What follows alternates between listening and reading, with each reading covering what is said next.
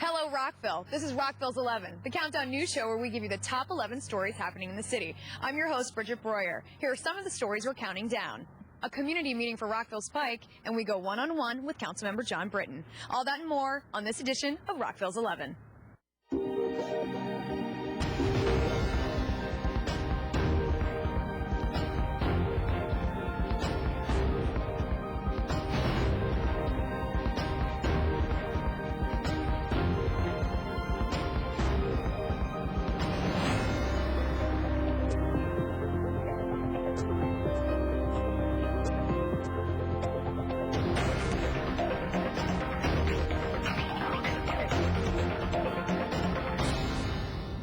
Now for an update on Rockville's Pike Envision a Great Place. We had the chance to attend one of the first community meetings, and this is coming in as our number 11 story. The Rockville community gathered at Richard Montgomery High School to give feedback on the draft of the Rockville's Pike Plan. Many times I walk along the Pike and I see nobody else, no other pedestrians along the Pike. And I want a walkable, livable city with some street life. So I wanted to support this effort. Just hope that when they do build, they remember that people do like, even though we get older, we still like large apartments. We still want 3 bedrooms and that kind of a thing. It's kind of a long retail corridor that looks sort of like a strip center, so I think it could be improved. So why a plan and why now?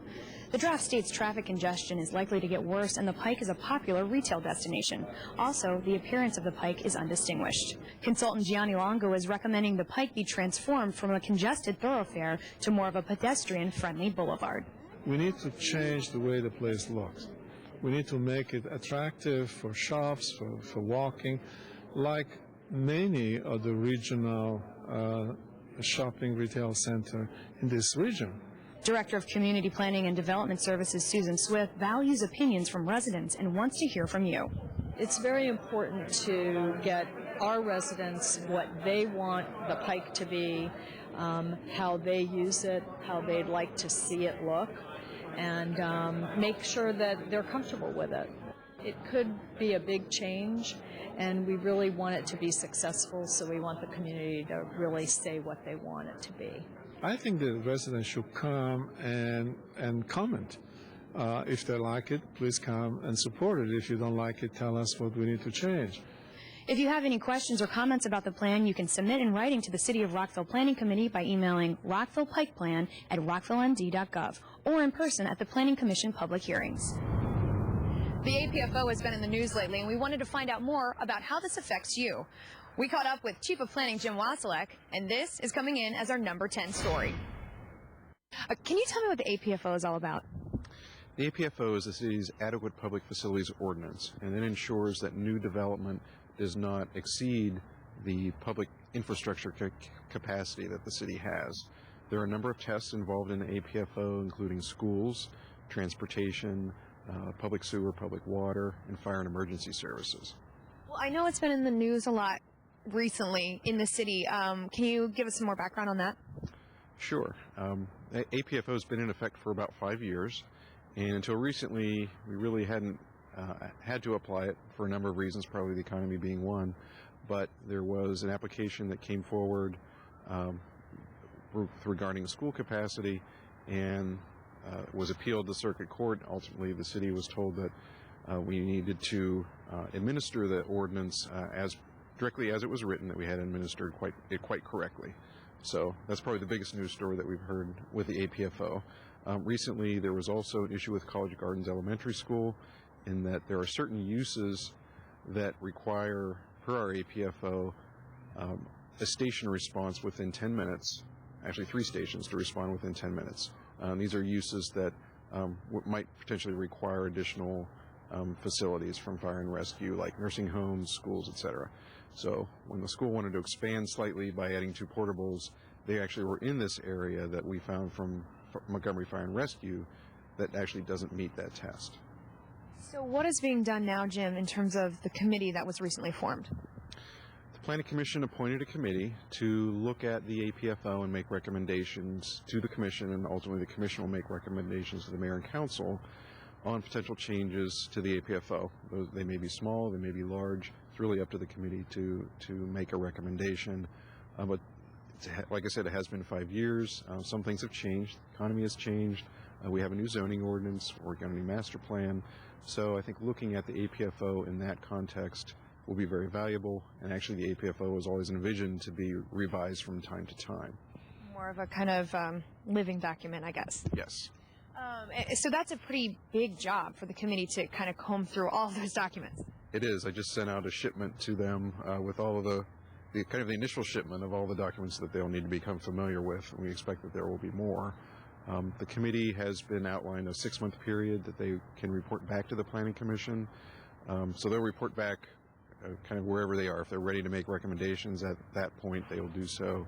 And if they need additional work, they'll just let the Planning Commission know that. So in this 6-month period, will anything be halted that's maybe kind of in the queue to be built or planned? I wouldn't. Well, I'll take that back. We have one application that is actually halted because of the existing APFO. There's not a lot of residential applications out there right now. So the school capacity issue, actually, just by demographic trends, most of the schools in Rockville are over capacity. It's probably not news to anyone who has kids in the system. But there are very few areas in Rockville where residential development actually could be approved, even now, without changes to the APFO. What about the recently released strategic scan and also the new census numbers that we'll be expecting? Does that play into this at all? I think it does. What we've heard from MCPS demographers is that it's not really new development that has the most impact on the school capacity. It's actually existing communities like Rockville and neighborhood change, demographic change, economic change that actually puts more students into the system than new developments. Well, I know that if people have questions that they can go online to find answers about the APFO? Yes. With the Planning Commission webpage, there's kind of the charge the Commission laid out for the committee.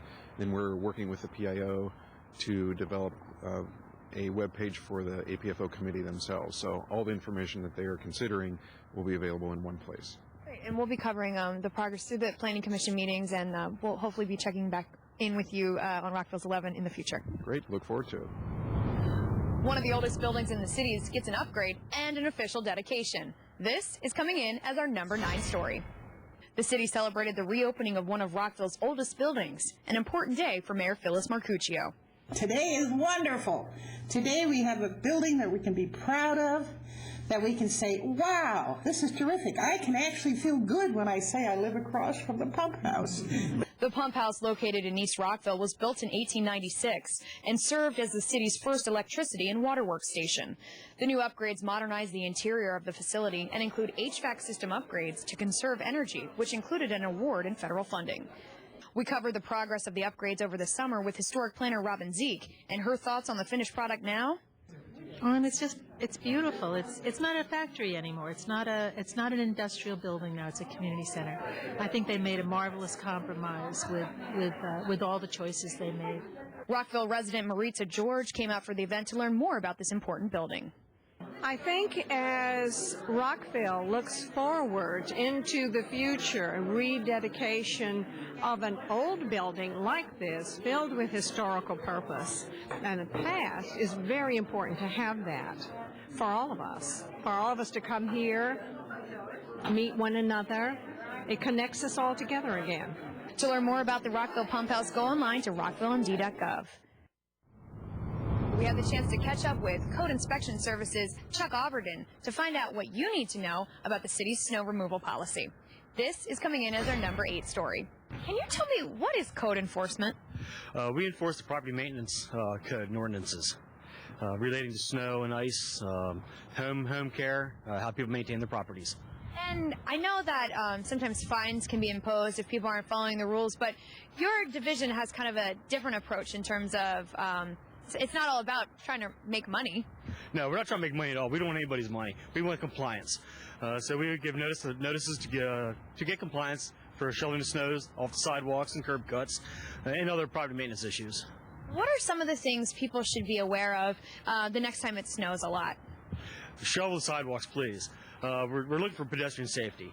If the snowfall is up to 3 inches, you have 24 hours to clear the snow.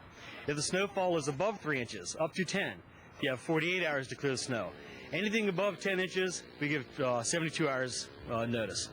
And what did we learn from last year's humongous 1-2 punch of a storm with the snow, with the blizzards? Well, the biggest change that came out of that blizzard was the time frame because there was so much snow. People couldn't get these sidewalks cleared within the 48-hour time period. So that's been extended from 4 to 10 inches, 72 hours. Well, what we're trying to show is if a normal snow shovel cannot remove the snow and ice, please use something with a heavier blade to get down the surface. After you shovel, if you would, please use something like rock salt, sand, another kind of ice melting materials. There's some special exceptions. Can you talk about that? Well, if you're 60 years of age or older and you're a resident of Rockville, the city are more lenient towards them as long as they have contacted the senior center and get on their list of people that could use the assistance. Well, it was another great turnout for the city celebration of MLK Day. We were there to cover it, and this is coming in as our number 7 story. Because I've been to the mountaintop.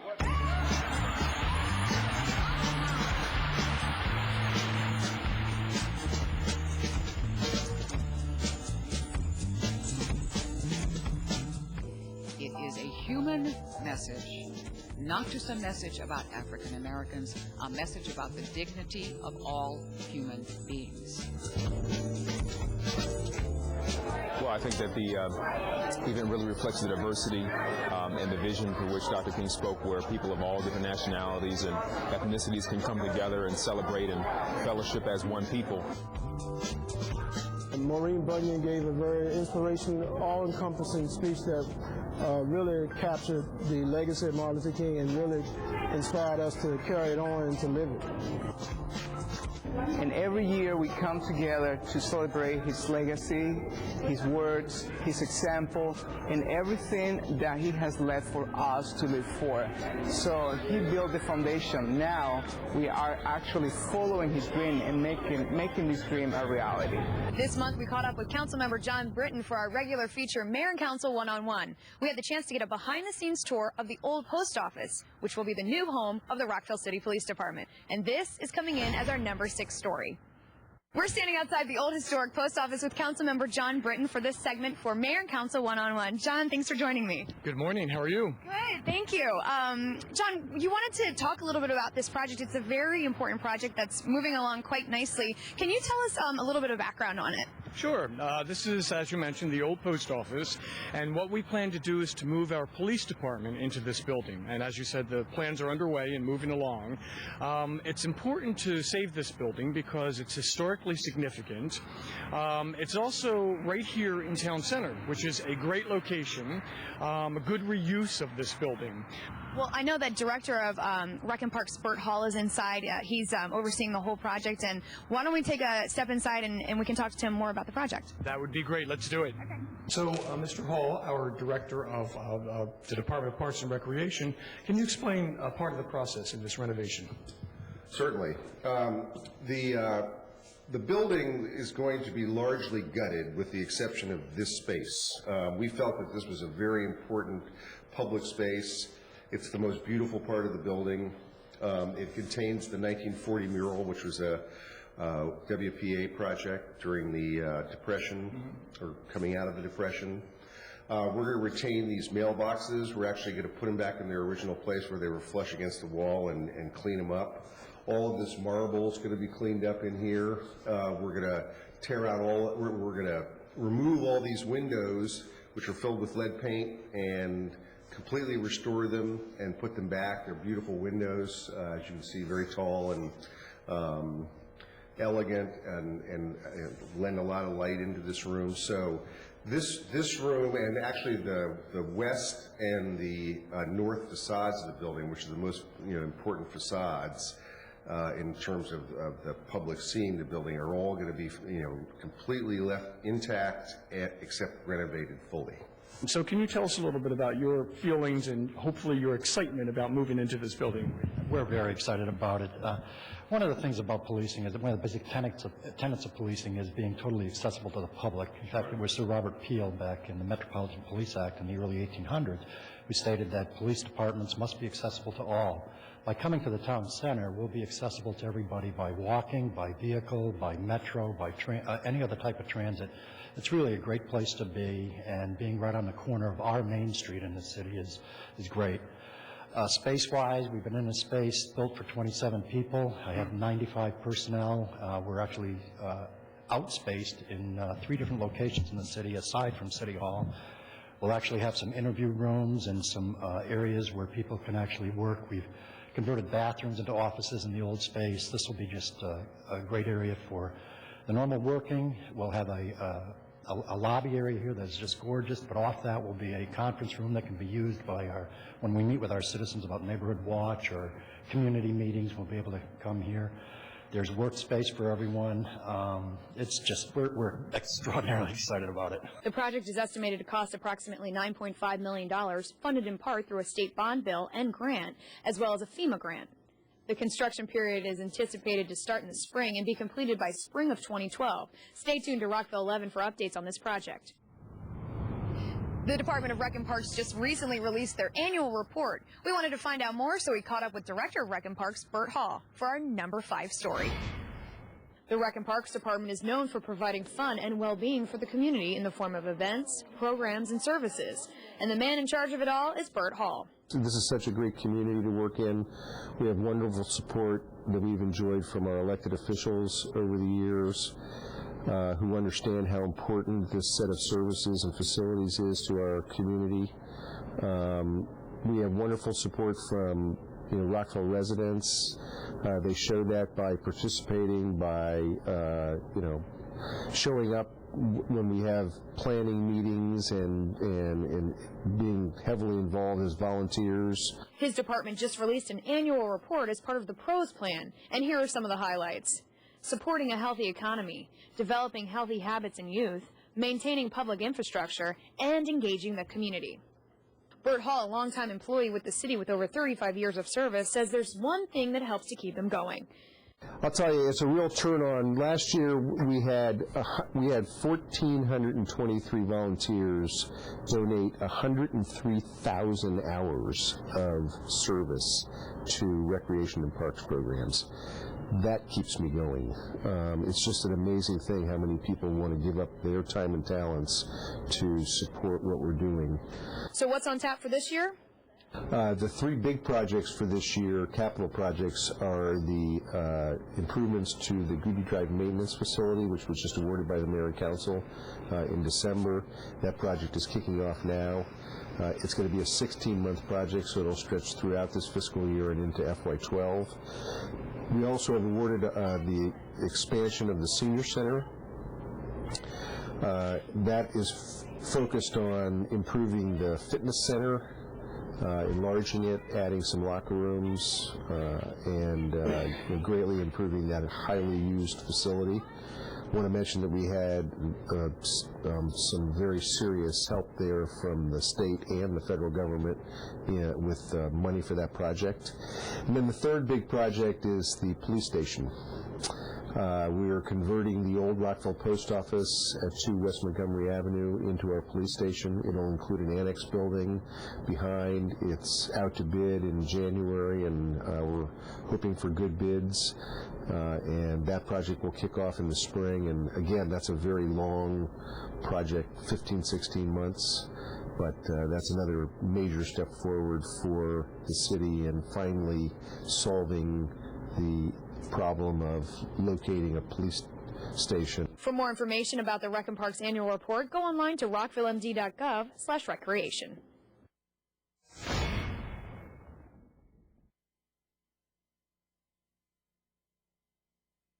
Well, we're in the second day of cleaning up lots of broken branches and fallen trees from the snowstorms of a couple days ago. Yesterday we were concentrating on getting the roads opened up so that the plow trucks can get through. Today we are getting broken limbs and hangers and getting debris that's been piled up on the sides of the streets. And as you can see behind me, we've got a major limb here that fell into this resident's front yard. So we're getting as many of these incidents as we can. We'll be working tomorrow and probably quite a bit of next week trying to get to all the situations that we have out here. This kind of a storm, there's really not a whole lot of anybody could have done to prepare for this. It was such a heavy, fast event, heavy snow, and a lot of it in a short period of time. Even some of the streets that we had recent tree maintenance on, we saw a lot of incidents of branch failure. So this type of event, there was really not a whole lot you could do to prepare for it. We've been working long hours, but we will get to everybody. I know we've been getting a lot of phone calls today. We will get to every street eventually. We're kind of prioritizing by the type of situation there is, but we are going to be going up and down every street within the city over the next week or so, getting broken limbs, picking up debris. So just ask residents to be patient because we have quite a bit of work to do. We do have 7 crews working today, so we have 5 contractors plus 2 city crews. So we've got a lot of manpower out there, but we do have a lot of work to do. So we will be getting to everybody. We're not really seeing a whole lot of entire trees. It's mostly branches and limbs and things like that broke. And some of the damage, we're going to probably have to take the remainder of the tree out, probably this tree behind me. But really, it's mainly branches and limbs, a lot of little stuff. Let the professionals take care of it. I saw a lot of homeowners out with hand saws and things like that trying to clear the roads. Trees can hurt people, so let the professionals handle it. If you see any wires in the area, don't do anything. Don't touch the tree. Don't even get near it because electricity can run through the tree branch. It can even run through the snow. So downed wires, please be very, very careful and don't even touch or go near that kind of a situation. And other than that, it's just let the tree crews handle it. We will get to you eventually. We are actively pruning all year round. We don't ever stop pruning. We have about a 10 to 12 year rotation on the streets for pruning. So routine maintenance is very important to Rockville. But this type of event, even the streets that had received routine tree maintenance recently suffered a lot of damage in this event. So this type of event, all bets are off. You really never know what's going to happen. Well, you can call Pepco, the customer service line, or if you can call our main dispatch office, which is 240-314-8700. If we haven't gotten to you, but please only call in emergencies. We're receiving a lot of phone calls about there's a tree laying down, next to my sidewalk. That's not really an emergency. If it's blocking your driveway, blocking the street, that kind of thing, go ahead and call that number. Or if you've got issues with power lines, our crews are not authorized to do power line clearance, so you'll need to call the Pepco customer service line to have Pepco come and deal with that kind of a problem. The new district courthouse is set to open this spring. We wanted to give you some background on what you need to know about this new building across the street from City Hall. And this is coming in as our number 3 story. Work on the new district courthouse at the intersection of Route 28 and Maryland Avenue is near completion. Crews have had to put up a mesh fabric banner over the windows of the south side of the building due to a powerful solar reflection projecting onto the road. The fix is only temporary until architects find a permanent solution. The lease at the current courthouse location will expire in June, and state officials are hopeful that occupancy in the new 167,000 square foot building will be in April. Well, the city got the green light to move forward with a new brand, and we're ready to get into it for our number 2 story.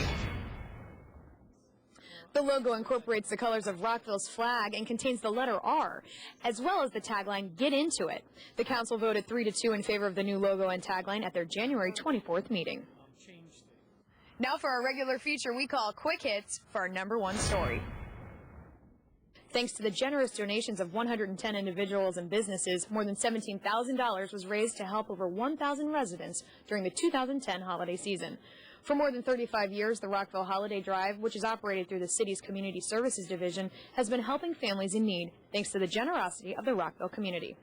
At Thanksgiving, the contributions and hard work of 187 volunteers enabled the city to distribute Thanksgiving food baskets to 592 Rockville households and treat 109 Rockville seniors to a Thanksgiving dinner. In addition to the individual volunteers, several nonprofit organizations and businesses served as partners for the distribution of Thanksgiving baskets. Well, that's it for this edition of Rockville's 11. You can find all these stories and more on rockvillemd.gov/Rockville11. I'm your host, Bridget Breuer, and on behalf of the whole team here, thanks for watching.